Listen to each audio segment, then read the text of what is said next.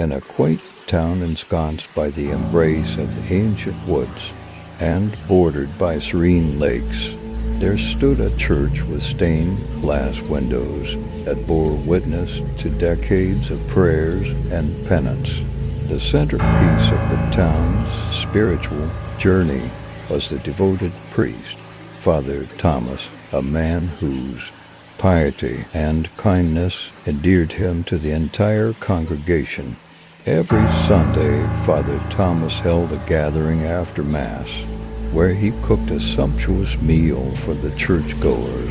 It was a tradition he held dear and cherished. The aroma of his cooking would waft through the church halls, filling the air with a sense of warmth and comfort.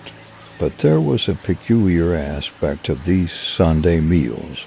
Father Thomas was fiercely secretive about the recipe, and he had a steadfast rule that no one was allowed to take any leftovers home for years. This mystery only deepened as the congregation speculated about the recipe that made the dishes so delicious. This routine wasn't confined to Sundays alone, be it Christmas, Easter, or even somber occasions like funerals. Father Thomas continued his culinary rituals. The congregation grew accustomed to the flavorful meals and never questioned their humble priest's ways. However, one day, the tranquility of their community was shattered. The church was audited, a regular procedure to ensure financial transparency. During the audit, all the computers related to church affairs were confiscated, including Father Thomas's, as the auditors sifted through the digital archives. What they discovered sent shockwaves through their souls. Hidden deep within Father Thomas's files were horrific transactions on the black market for human flesh. The revelation was beyond comprehension.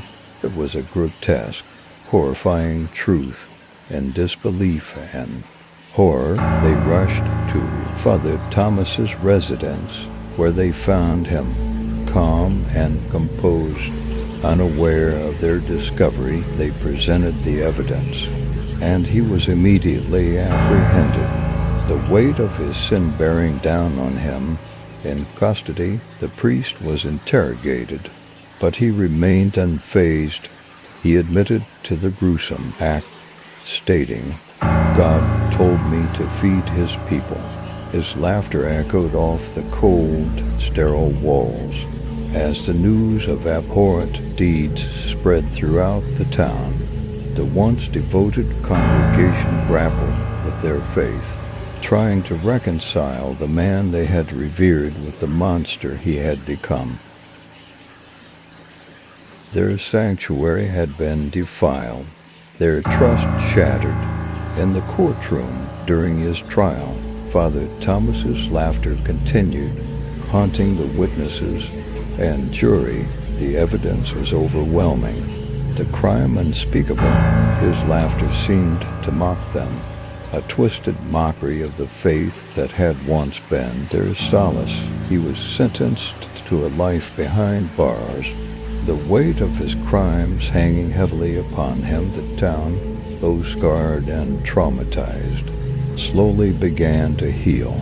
They sought solace in one another, finding strength and unity, but the memory of Father Thomas and his monstrous acts would forever be etched in their minds, a constant reminder that evil could manifest in the most sacred places.